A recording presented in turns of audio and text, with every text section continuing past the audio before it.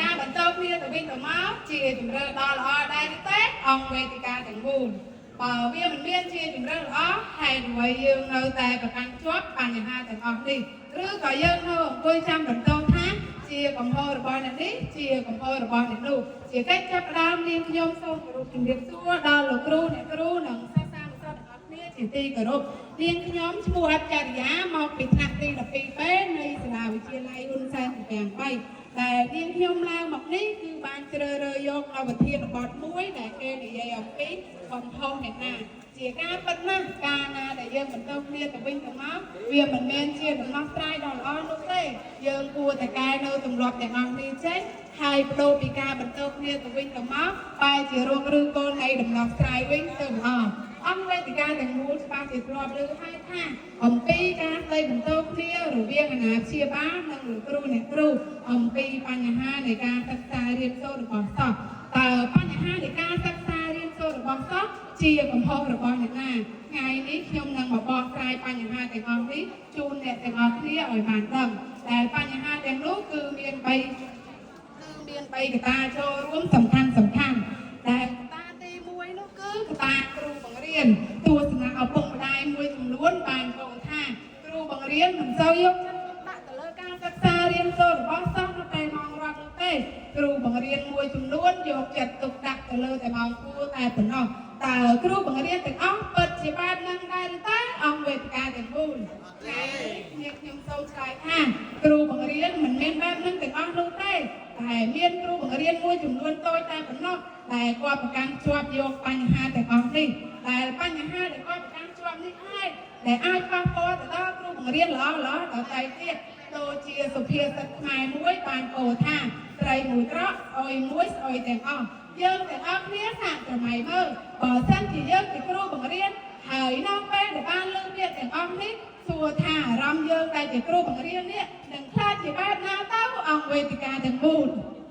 ចូលដល់កត្តាទី2គឺកត្តាគ្រួសារគ្រូបង្រៀនបានបន្តទៅលើឪពុកម្ដាយថាមិនសូវយកចិត្តទុកដាក់នឹងតាមដានការសិក្សារៀនសូត្ររបស់កូនពេលខ្លះយើងមិនអាចពឹងផ្អែកទៅលើគ្រូបង្រៀននៅសាលាបានទាំងត្រង់នោះទេតើតែមានការចូលរួមពីសំណាក់ឪពុកម្ដាយផងដែរទៅការសិក្សារៀនសូត្ររបស់កូនដើរទៅយ៉ាងរលូនតែពេលខ្លះទៀតយើងក៏មិនអាចពឹងផ្អែកទៅលើឪពុកម្ដាយបានទាំងត្រង់ផងដែរពីព្រោះពួកគាត់ខិតខំរកប្រាក់ដើម្បីឲ្យយើងបានសិក្សារៀនសូត្រពងពោះដូចគេដែរទើបពួកគាត់មិនសូវមានពេលវេលាគ្រប់គ្រាន់ក្នុងការតាមដានការសិក្សារៀនសូត្ររបស់កូនចូលដល់កត្តាទី3ដែលជាកត្តាសំខាន់នោះគឺកត្តាយើងខ្លួនឯងបងឯងជាកំហុសអ្នកណាបើគ្រូបន្តឪពុកម្ដាយបន្តគ្រូដោយភ្លេចកាត់ពីខ្លះសិស្សខ្លួនឯងបែបនេះអង្គវេទិកាទាំងមូលគ្រូខំណាស់ម្ដាយប្រឹងណាស់ទៅពេកទៅរកប្រាក់ឲ្យកូនបានមកសិក្សារៀនសូត្រប៉ុន្តែសិស្សមួយចំនួនបែរជាមិនខំសិក្សារៀនសូត្រហើយបែរជានាំគ្នាកិច្ចសាលាវង្វេងតាមគ្នាដោយភ្លេចគិតថាខ្លួនកំពុងតែបណ្ដុះនូវស្មារតីមួយដែលមិនល្អហើយសិស្សខ្លះទៀតមករៀនឲ្យតែផុតពីផ្ទះពេលរៀនក៏មិនកើតគ្រូបញ្យល់ក៏មិនស្ដាប់ការងារផ្ទះក៏មិនធ្វើដល់ពេលប្រឡងធ្លាក់តាំងសេត្រាមាថាខ្ញុំខំអស់ពីសមត្ថភាពទៅហើយតើអ្នកណាគេទៅជឿនោះ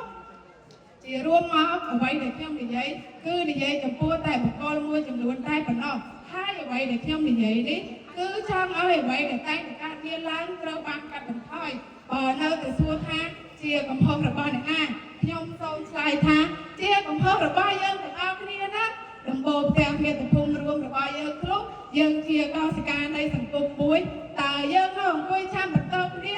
ឬយកអ្វីមកចូលទៅអង្គវេទិកាទាំងមូល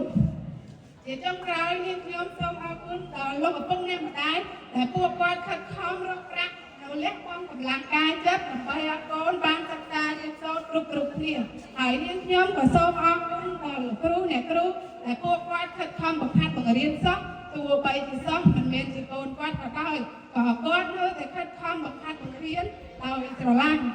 ហើយនាងខ្ញុំក៏សូមបន្ត